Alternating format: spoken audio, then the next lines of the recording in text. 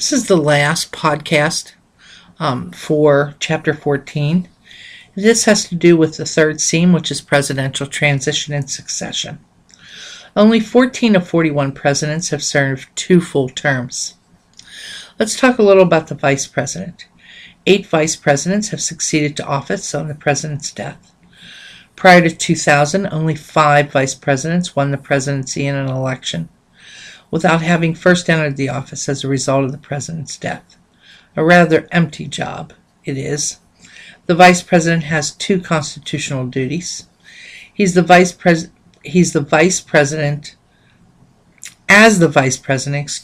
presides over the Senate and becomes the president of the Senate, and he votes in case of a tie.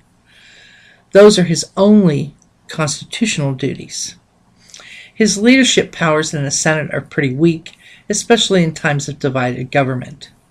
Usually the president pro tem, sits in by the speaker, sits in for the president of the Senate, who is the vice president.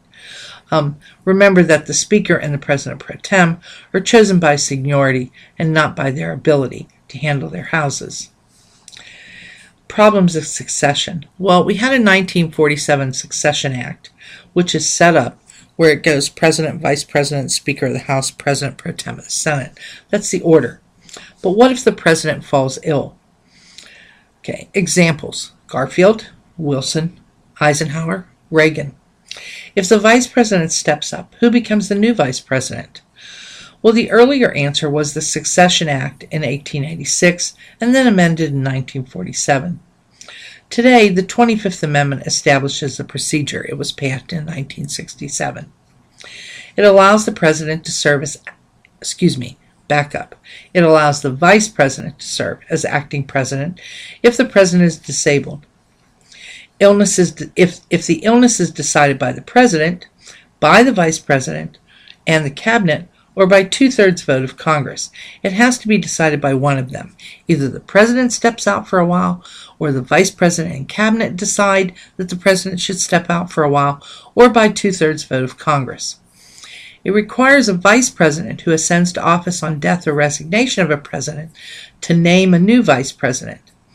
The new vice president must then be confirmed by a majority vote of both houses. Examples: vacancy produced by resignations of Agnew, Nixon's vice president, and resignation of Nixon as president. Next is impeachment. Impeachment is, defining the charges against a president, and it is usually approved by a majority in the House. Judges, not presidents, are the most frequent subjects of impeachment. Indictment by the House, conviction by the Senate. Impeachment means charged. That defines the charge. He's either acquitted or he is found guilty by the Senate. Neither Johnson nor Clinton was convicted by the Senate, and they were the two Senate trials. Some other presidential examples would be, Richard Nixon, but he preempted his by resignation. Office of Independent Counsel was used, to help in the investigation, but they did away with that in 1999. The Office of Independent Counsel legislation was not renewed and is generally considered a casualty of the Clinton impeachment. They decided not to use an Office of Independent Counsel anymore. You must have 2/3 of the Senate to convict.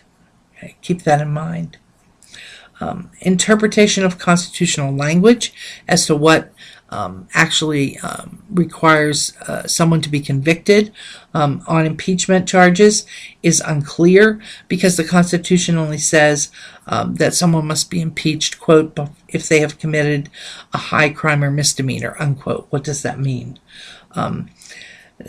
One more comment: the death of the law creating the Independent Counsel, which was originally passed in 1978 after Watergate, some congressmen feel that that's been a bad move. You might want to take a look at your book on that issue. How powerful is the president? Well, remember there's that lame duck time period when the old president is not elected or he's finished his second term in November, and the new president doesn't come in until January 20th. The one thing you need to think about is both the president and Congress are more constrained today. Reasons for the constraint. Well, the issues are much more complex. The media scrutinizes everything that they do, and you have a greater number of interest groups, and they're much more powerful than they used to be in the past. The president has certain responses to the constraints. Those would include how much he gets done in the early part of his first term, which is his honeymoon period, establishing few top priorities and not talking about a whole bunch of things he wants to do. Like President Obama listed approximately 5 priorities in his State of the Union. And giving power to the White House staff and supervising them carefully is very important with the amount of work that has to be done. The big question is the presidency effective based on the size of the government, or is it not? In the last part of the PowerPoint, they'll ask you, should we get rid of the 2-term, 4-year president, or should we go to a 6-year presidential term? The 6-year term has been supported by a number of people. Okay, here are the arguments for. Here are the arguments against. And then what do you think we should do?